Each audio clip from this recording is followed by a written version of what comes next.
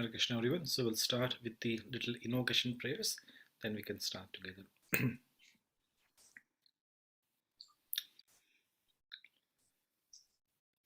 Om Agyantimirandasya Gyananjana Shalakaya Chakshurun Militam Yena Tasmai Shri Guruve Namaha Shri Chaitanya Manobhistam Sthapitam Yena Bhutale Swayam Rupa Kadamayam Dadati Swapadantikam Jai Sri Krishna Chaitanya Prabhu Nityananda Shri Advaita Gadadhar Shrivashadi Gaur Bhakta Vrinda Hare Krishna Krishna Krishna Hare Hare Hare Rama Rama Rama Hare Hare.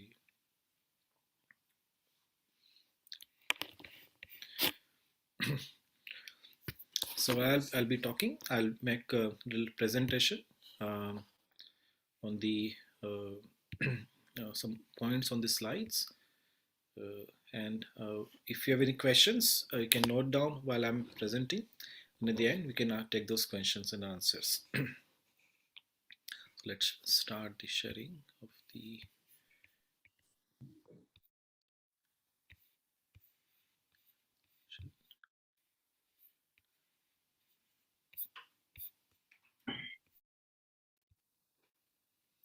Okay, is the slides visible to everyone? Yeah. Somebody can say yes. Yeah. Okay. Yes. Hare Krishna. So we have this 5-session crash course in Bhagavad-Gita. So today's session will be just dedicated to introduction to Bhagavad-Gita. What is Bhagavad-Gita is all about? Why we should study Bhagavad Gita, and what is there as a benefit for me. No one wants to spend time on something which does not benefit. So we always want to see a benefit. What benefit does it give in my life? So today we'll be just spending a whole session on the introduction. The next section onwards will be covering the 5 major topics of Bhagavad Gita, starting with the topic about soul. So Bhagavad Gita, basically it's a story of two quarreling family, and when it so happened that at the end they had to resolve the family conflict by a war. And before the war started, the hero of the war from the Pandava family, one of the party of the family, he was in complete disarray on whether to fight this war or not fight. So at that time, the Bhagavad Gita was spoken, and after hearing the Bhagavad Gita from Krishna, what was his condition? So this is the theme of our today's discussion. So Bhagavad Gita, it is known at different names at different times. So Bhagavad Gita, actually it means Bhagavad means God and Gita means song. So this is the song of the God. So all the shlokas, all the verses, they are sung in a particular meter. It's not kind of speaking. It's a proper song. So those who want to memorize the shloka, you can memorize, because memorizing the song is much better than memorizing just the conversation. So the Bhagavad Gita is a song, and also sometimes called Srimad Bhagavad Gita. So same Bhagavad Gita, but Srimad. Srimad means the most auspicious the Lord. He's speaking the song of the most auspicious Lord. Or sometimes it is just called Gita. Gita means the song. So song of the God is Bhagavad is equal to God, and Gita is a song. And Bhagavad Gita is the book called Mahabharat. Mahabharat is the book where the history of the family of the Pandavas and Kauravas, it is mentioned. So Maha means great, and Bharat means the family or the land of Bharat. So the great story of this land, it is mentioned in a book called Mahabharat. And Bhagavad Gita is just a small section at the end of Mahabharat. So those who want to have a little, analogy, uh, when we go see a movie, the most interesting part of the movie is the climax of the movie. Sometimes, the hero is, fighting with the villain, and the villain, captures the family members, and, the family members are at the very dangerous position, and hero comes and rescue them. So at the end, is the climax, whether the hero will succeed or not. So at the climax, the whole audience is very attentive. They watch each and every part, the word and scene and how they are dressed, everything. Everybody is very much attentive. So Bhagavad Gita is the climax of the story of Mahabharata. That's where the audience is just the most attentive, the most looking forward to that. What is going to happen now. Hmm? So Bhagavad Gita is a part of Mahabharata. Mahabharata is a history, and Bhagavad Gita is a climax of this story. So the whole Mahabharata is again is a vast book, and Bhagavad Gita is a subsection, and this book is called Bhagavad Gita, and that whole book has got 18 chapters, and it has got 700 slokas. Slokas are the verses. So it is written in a Sanskrit language. And each sloka is recited either by Arjuna or Krishna, and some are recited by um, uh, the uh, the witness of that Mahabharata.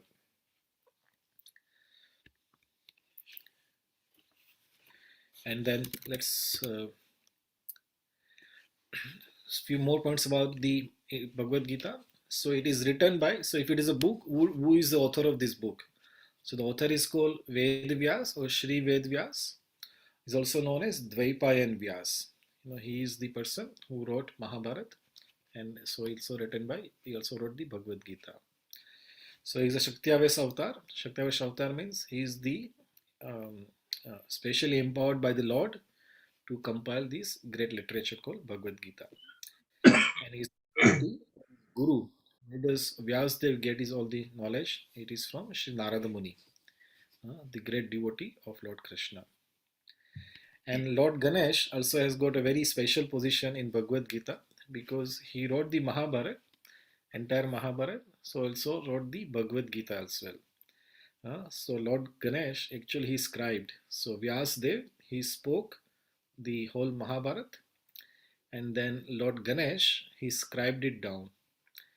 So maybe someday if you have a time we'll know what was the condition between Vyasdev and Ganesh. So very nice condition was there between them. So Lord Ganesh is also involved in the compilation of Bhagavad Gita. And the so in Bhagavad Gita, the what is the scene? As we said, is a story. So in the story is made up of various scenes. So what is the scene in Mahabharata? So in the scene, it is the conversation between Arjuna and Sri Krishna just before the war. We'll just let go further, how this war started, what was the story behind. So Bhagavad Gita was spoken to Arjuna by Krishna just before the Kurukshetra battle. And this conversation, which was between Krishna and Arjuna, it was heard by a person called Sanjaya. And it was then narrated to the king called Dhritarashtra. So uh, it's a conversation heard by another party, and that was written by Sri Vyasdev in the Mahabharata or Bhagavad Gita. So, story leading to Mahabharata. Where does the how does the Bhagavad Gita recitation started? So many of you know this story, but just to understand, refresh our memory, just go very briefly the story of Mahabharata. So there's a place called Hastinapur. It was a world capital about 5,000 years ago. So the whole world was ruled by one emperor, and that emperor was his capital was in Hastinapur. In modern day, it is called New Delhi or Delhi. That's where it was being ruled. The two brothers, Dhritarashtra and Pandu, Uh, the two brothers from the same family, and the sons of Dhritarashtra were known as Kauravas, and the sons of Pandu, they were known as Pandavas. Now, Dhritarashtra was blind from birth, and because of that disability, he was not made the king.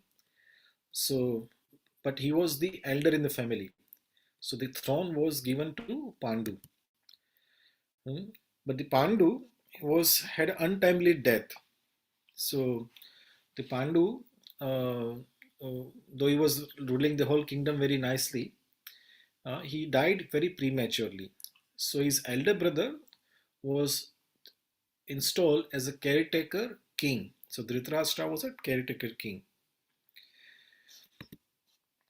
The Dhritarashtra's son Duryodhan, he was always envious of Pandavas. And he did not go along with the sons of Pandu. So Dhritarashtra and Pandu were very close brothers, but the Duryodhan, the son of Dhritarashtra, was very envious of Pandavas, and he did so many atrocities on the Pandavas.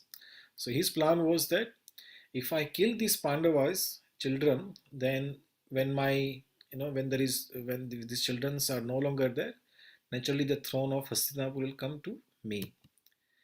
So they tried to burn him alive. Pandavas, Dhritarashtra tried to burn them alive in the place called Lakshagraha, or the palace made of Laksha, or the lake. And there are so many other ways. The Duryodhan tried to kill Pandavas. And ultimately it was decided that these two, both the parties, they are, against each other. So that settlement was considered that let the Pandavas are given small piece to rule, and they can be just happy with that land. So they were given this place called Indraprastha. Actually, it was a very barren land, very useless place. Nobody lived there. It was just a forest. But these Pandavas were so expert, they made into a most wonderful kingdom, very prosperous and most wonderful kingdom. And this was not again uh, very much liked by Duryodhan. He thought these brothers were, go to this barren land and they will just, after a few years, they will just be lost into oblivion. But they made a very nice job out of it, and Indraprastha was a very wonderful, prosperous kingdom. And so the Duryodhan, he tried to usurp their kingdom through a gambling match. Uh, so in the gambling match, the Pandavas, they were cheated, and Duryodhan, he usurped the whole kingdom, and he also insulted the wife of Pandavas, Draupadi. And as the punishment of losing the gambling match, they were asked for a 12-year exile in the forest. That means they cannot live in any city or any village. They have to live in the exile where no civilization is there. And as one very vicious condition, 1 year of incognito exile. So if they are able, if they are able to find them where they are living in last year of their exile, then the condition is that again 12 years of exile and 1 year of incognito exile. So it was a vicious punishment. It was, he thought that I'll definitely find them out, within 1 year time, and again they'll be going to the punishment. Again, the next cycle, again I'll find them out. Again, they'll go to the exile. So it was a very vicious punishment. And you can see, how vicious this Duryodhana was. But the Pandavas, they completed their punishment. They remained incognito the last year, and then they were asking their kingdom back. Hmm. So Duryodhan, he was not ready to give the kingdom back to the Pandavas, and Pandavas asked, just give us the 5 villages to rule. We do not want the very big the empire of the entire earth. We're just asking for the 5 villages. So there were 5 brothers, so each brother can rule just one village. So we are not asking for a big piece of land, just give us 5 villages. But Duryodhan, he was so vicious. He said, I will not give you a land even the size where you can put a tip of a pin, which is even less than a millimeter. So I will not give you a land which you can put your tip of a pin. So he was not ready to give any compromise whatsoever. Hmm. And uh, Krishna himself, went to negotiate. Sir, why, that this quarrel has to be resolved, peacefully. But there was all the methods were tried. You know, the compromise. The everything that is to be done peacefully. It was tried. But the end, there was no choice but the war. The Pandavas have to get their kingdom by force. Huh? So the war was imposed on the Pandavas. They were not ready to fight. They said, peacefully, if we get even a small piece of land, we are happy. We won't ask anything more. But they were not even given the rightful kingdom or even the 5 villages. So there was nothing, no choice was there but to have a war. So when the war was started, um, the uh, the war was just about to begin in a place called Kurukshetra. It is still there in India. And so in old days, 5,000 years back, the two parties will come in front of each other, and all the generals will fight it out. All generals and soldiers will fight it out, and whoever survives or whoever wins, he's declared the winner of the war. Not like today's war, where in the middle of night the bombs are, you know, thrown on the city, or the chemical gases are. So even though some peoples are killed, but in old days, only the soldiers and the warriors, they will fight the war. So the innocent people, those who are not party of the war, they do not have to suffer the horrible nature of the war. So the war is just about to start, and we'll see what is Arjuna's position at the beginning of the war. So in Bhagavad-Gita, chapter 1, shloka 20 to 30, and chapter 2, shloka 4 to 8, this was the condition of Arjuna. So in the bottom, in the white, I've just uh, taken one shloka where Arjuna is saying, now I'm confused about my duty and have lost all composure because of miserly weakness. Because of miserly weakness. In this condition, I'm asking you to tell me for certain what is best for me. Now I'm your disciple and a soul surrendered unto you. Please instruct me. So Arjuna, he's said, I'm confused. You can see the highlighted word, confused. He does not know what is my duty, and he's lost his composure, and he's finding himself very weak, and does not know what is best for me. And this condition is asking Krishna that you please guide me. As a student, you are my teacher, I accept you as my teacher, and you please guide me. What shall I do? Now, one may ask question, if he's just there to fight a war, why he is confused at the battlefield of Kurukshetra? Because when he's just about to fight, he saw that in opposite party, actually it is all own family members are there in the opposite party. His grandfather, his teachers, his cousins, and so many relatives, they were there in the opposite party. And he said, this is how I have to take my kingdom back, by killing my own my own loved ones. And not only that, he was a very intelligent man. He knew the consequences of the war. War is a very horrible thing. So many lives are lost, and Arjuna was, thinking such in a very, long-term implication what the results will be there. So he said, Krishna, there is so many things, bad things will happen. That so many men will be killed, so there'll be nobody to look after the women, and women will be exploited, and because of that, all the spiritual rituals that we do it for the liberation of the ancestors, that will be stopped, and even our ancestors will suffer. uh, and he gave so many reasons that the result of this war will be very horrible. And I have to kill my own kinsmen, and even if I win this war, I'll be sitting on the throne on the bodies of my own kinsmen. This is how do I have to live my life? So he did not know whether shall I fight the war or not fight the war. So he was completely confused. Uh, and I've just mentioned his condition. So his condition was he was depressed. He did not know what to do, what not to do. He was confused. His limbs were quivering. He was so much in anxiety and shock. For a warrior, it has to be very calm and composed to fight a war. But his limbs were quivering. He was shaking. His mouth was drying. He was so much in, in anxiety. This is the symptoms of somebody who was in great depression and anxiety. His mouth was drying. His body was trembling. His hairs were standing on end. His Gandiva bow slipping. Uh, so in those days, the war was fought with the bow and arrow and similar weapons. Even in today's world, the soldier, if he has to, fight with the gun, he should be able to hold his gun properly. If he can't hold his gun, how can he fight?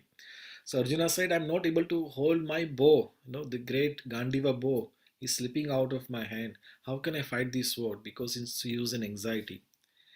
Then he's saying, my skin is burning. He's so much in anxiety that his skin is burning. And he says, I'm so unsettled now that I can't even stand on my leg. He says, I'm unable to stand. And he's forgetting oneself. In such a condition, we get completely disarrayed. We don't know who am I, what am I doing. He says, I'm completely forgetting myself. My mind is reeling and I'm seeing vision of misfortune. So this is the condition of Arjuna just before the war began. Completely, we can say shattered person. He has lost all hope. And when this is happening, just before the most important war in the history of mankind. And this because these are the emperor family. Some kingdoms took part of the one party, the other kingdoms took the side of the other party. So actually, this was the first World War.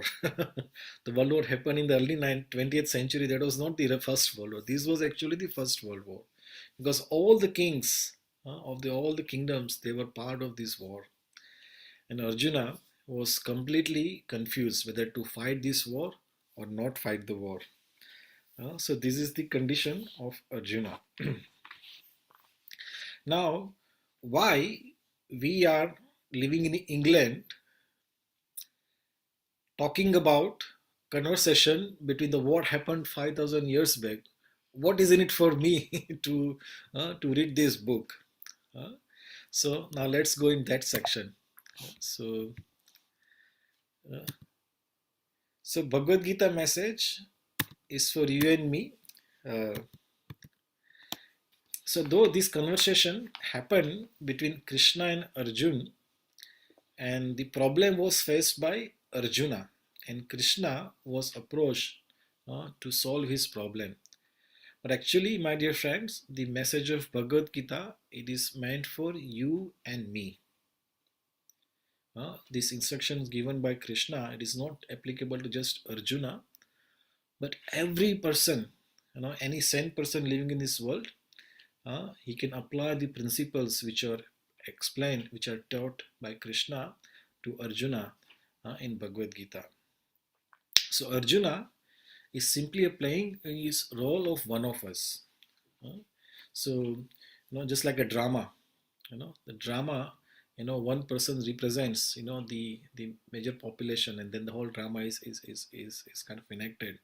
So Arjuna is just playing the role of one of us.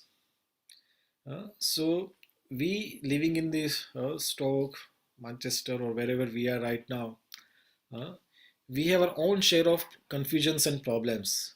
I don't know, I have many confusions and problems. I'm not about you, about everybody else.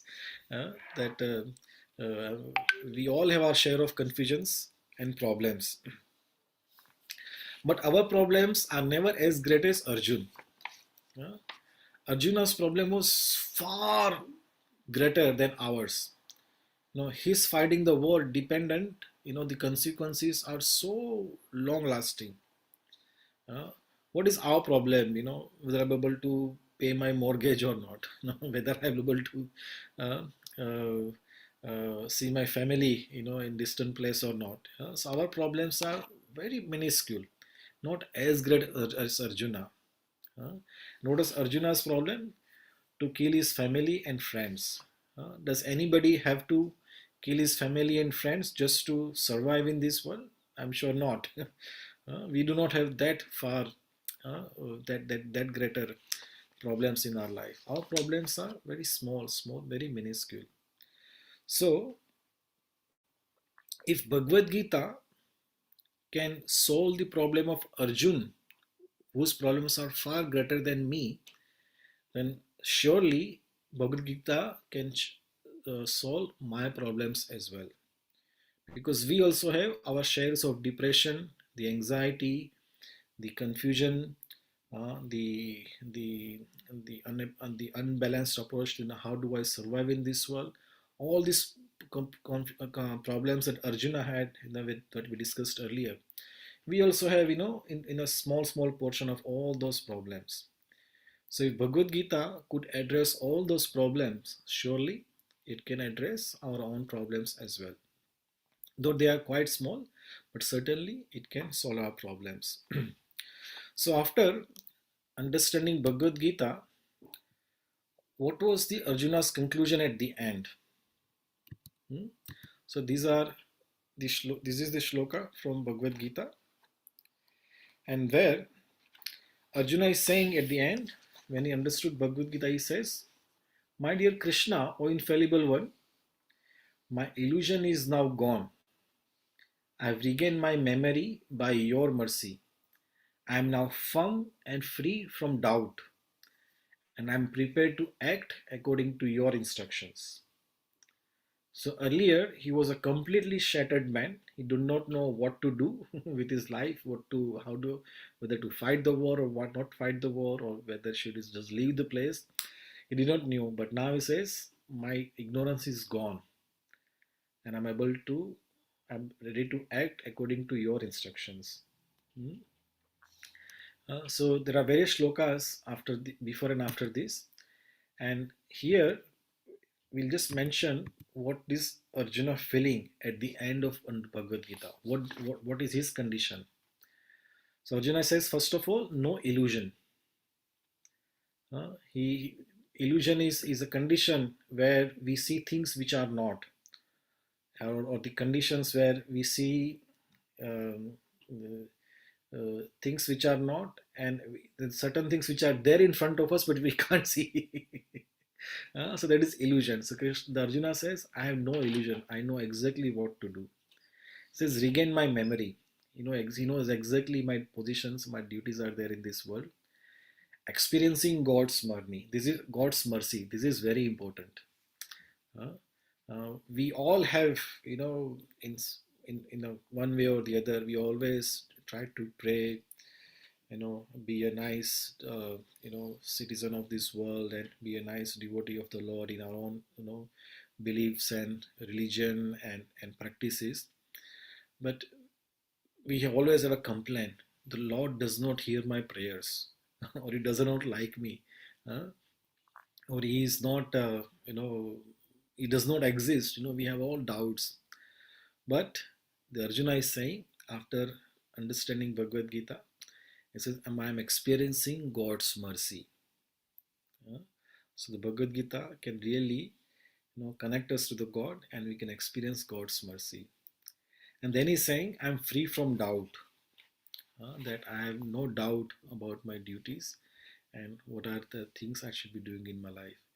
Then he says firm. He says, I'm very firm. There is no ifs and buts and maybes.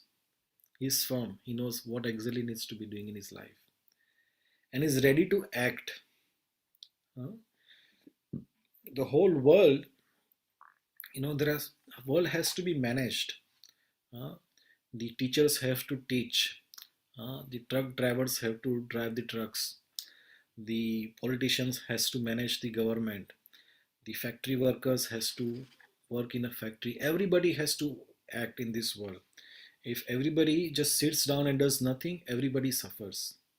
So everybody has to act in this world for their own upkeep and for the benefit of the society. So Arjuna says, I'm ready to act now. Arjuna is not saying, now I'm very religious person. I'm leaving my family. I'm going to the forest. I have nothing to do with this world. No, he says, I'm ready to act now. As a Kshatriya, as a warrior, my duty is to fight. I'm going to fight. I'm going to act. I'm not going to leave my responsibilities behind and I'm going to renounce everything. No, he says, I'm going to act now. Uh, and then he says, clear direction. I know exactly, which way I should be taking my life to. So this is the complete change of what was Arjuna's condition in the beginning and what he felt at the end of Bhagavad Gita. So this is the benefit of studying Bhagavad Gita. That in our life it gives direction. Now, how many of us would not like to be in the position of Arjuna, where we do not have any illusion. We know who exactly we are, and we are connected with the God, and we feel the mercy of the God. We have no doubt. We are firm in our resolve, and we are ready to whatever responsibilities we have, as a housewife, as a husband, or as the community leader, or as a politician, or whatever job or business we are doing. We are ready to act, but ready to act under the direction of the Lord, of the supreme power. So, and then clear direction. How many of us would like to live a life like this? So if you have desire to live a life like this, then Bhagavad Gita is the book for us. If you study Bhagavad Gita with the open mind, with the uh, with the uh, with the hunger, with the expectation that I want to have the same life or the same disposition as Arjuna had, then the Bhagavad Gita can surely help us. So, what is the power of Bhagavad Gita? We just seen, the Bhagavad Gita can take you from the complete shattered life to the completely divine life. So, what is the power of Bhagavad Gita? So, here, so far, what you've seen, Arjuna's condition, how he was transformed, but that was not forced upon him. It was his how he understood with his complete independent choice. Hmm. So in Bhagavad Gita in 1863, after giving all knowledge of Bhagavad Gita, Krishna spoke so many topics. He talked about various yogas, how the world works, who is the soul, uh, and how three modes of material nature works, and the destination of people who live demonic life, devotional life. He talks so many things about, in Bhagavad Gita, and he gave all the knowledge. And after giving all the knowledge, what is Krishna says? Krishna says, now do as you wish. So Krishna is not telling Arjuna, I am God and you are a soul, I am superior than you, and you do what I say. Arjuna, he approached Krishna, said, Krishna, I have a doubt, I am in confusion. You please tell me what shall I do. So Krishna, he gave him the knowledge. Yes, Arjuna, these things work like this, these things works like this. If you work like this will be the result. If you work like this will be the result. He gave the full knowledge. And after giving all the knowledge, what is Krishna saying? Now do as you wish. Choice is yours. So Bhagavad Gita, he gives complete freedom. After taking the knowledge of Bhagavad Gita, it is up to us whether I should apply the principles of Bhagavad Gita in my life or I do not want to apply. It is completely up to us. So Bhagavad Gita does not uh, promote the force. There is no force. The knowledge is there of Bhagavad Gita. It is up to us whether to apply it or not. And there is no blind faith because it is there in the book. So we have to follow. No, in another shloka in Krishna tells Arjuna, Now apply your intelligence. I've told you something. Now apply your intelligence and then do as you wish. So Krishna, he is not asking us to put a blind faith. Because I told you, you do it. No, he says apply your intelligence. I given you the knowledge and now you have the intelligence. Now apply your intelligence and do as you wish. So Bhagavad Gita gives complete freedom. You choose whether we want to apply Bhagavad Gita or do not apply the principles of Bhagavad Gita. We are completely free to choose. So this is actually the power of Bhagavad Gita. That it gives the choice. It gives the knowledge. It gives the intelligence. It gives the proper information. But then at the end, choice is ours, and that is the power of Bhagavad Gita.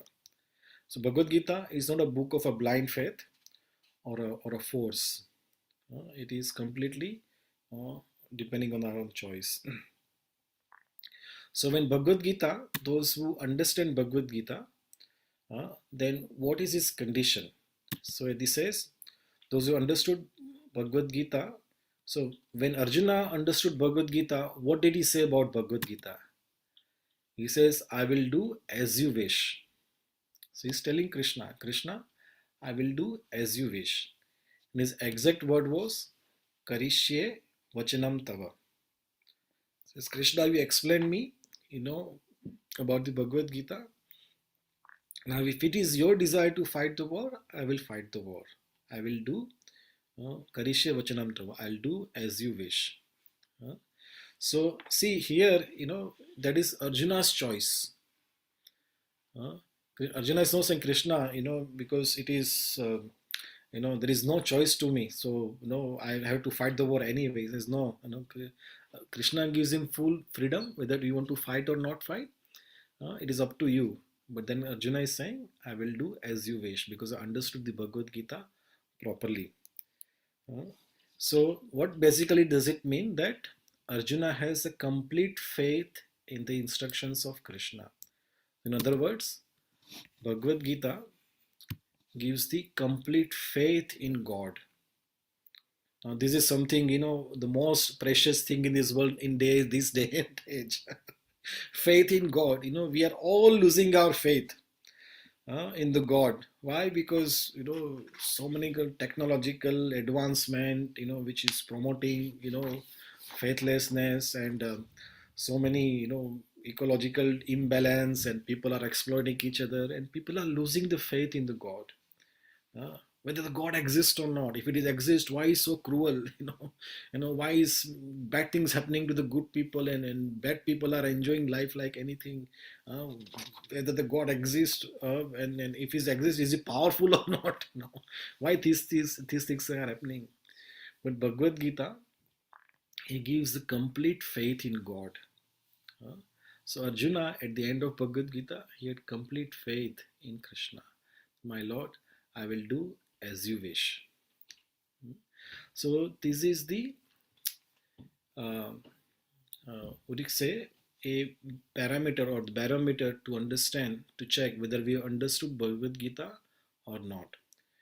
We have complete faith to choose the instructions of Bhagavad Gita, but when we have understood in a way that that this is the instructions I have to, if I apply, I'll be happy in life. And we says Karishya Vachanam Tava, live life according to the instructions of Krishna. That means we understood Bhagavad Gita properly. If our understanding is not as same as as Arjuna, that means we have not understood Bhagavad Gita properly. Something we have not understood it rightly. For example, sometimes in our office, when we go, we are given the the fire drills. We are given, so if the fire happens, what we have to do? We have to do fire exit and go there and assemble at one place. So at the end, they says, if you understood, at the end of this course, you will understand where are the fire exit and where to assemble. If you have not understood those 2 points, that means you have not understood your course properly. So the end of the Bhagavad Gita, if we do not have the faith in God, that means we have done something wrong. We have not followed Bhagavad Gita properly. And faith in God, not by force, not by blind faith. Faith in God with our complete free will, free choice. So that is the actual, real, genuine faith. So this is the power of Bhagavad Gita. So this is the basic introduction to Bhagavad Gita. And in Bhagavad Gita, there are the five major topics. So these topics are Jivatma, or the soul. So to understand and to live in this life nicely and peacefully, first we have to understand actually who am I? Am I this body or something other than the body? So we said something other than body is the soul.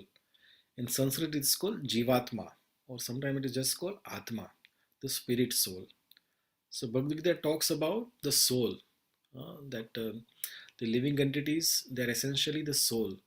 So what are the characteristics of this soul? How do we understand whether the soul exists or not? How do we prove that soul exists? So that is also topic of Bhagavad Gita, the soul. Then there is Paramatma, the super soul, the soul which is uh, the source of the soul, which is the super soul. In Sanskrit, it's called Paramatma. Or the other way, say God, who is in charge of the whole creation, who is controlling everything, who is the proprietor of everything. So that is the super soul. So I am the soul, and there is a God, there is a Paramatma. What are the actions I'm supposed to do? I'm here in this world. What are the actions? Which are the things which will make me happy? Which are the things which will make me unhappy? And how should I, in what consciousness and in which way I should act in this world, which is beneficial to everyone? Uh, and certain and act in certain way that my action has a long lasting impressions, long lasting fruit which I can enjoy. So what kind of actions I should be performing in this world? The next is Prakriti, or the material nature. So all this phenomenal world around us, this earth, sun, stars, trees, these oceans and tree and oxygen and the whole ecological things around us. What is this nature? Because I have to perform all my actions living on this earth. So how do I live in such a wonderful way that everything is very harmoniously uh, connected to each other and everybody is happy in this world? So Krishna talks about nature also. And the final thing is time, or in the Sanskrit is called Kal. All these actions, they are performed within the framework of time. How this time work on everyone. Time acts on everyone, no matter who you are. So these are the basic topics of the five basic topics of Bhagavad Gita: the soul, the super soul, the action, the nature, material nature, and the time. So from next week onwards, we'll start talking about these five topics. So today was just the introduction. Hope it was helpful to all of you. This will be again there on the YouTube, so you can later on refer to discussions that we have. And now I'm going to stop the broadcast on the YouTube. And if anybody would like to now ask the questions,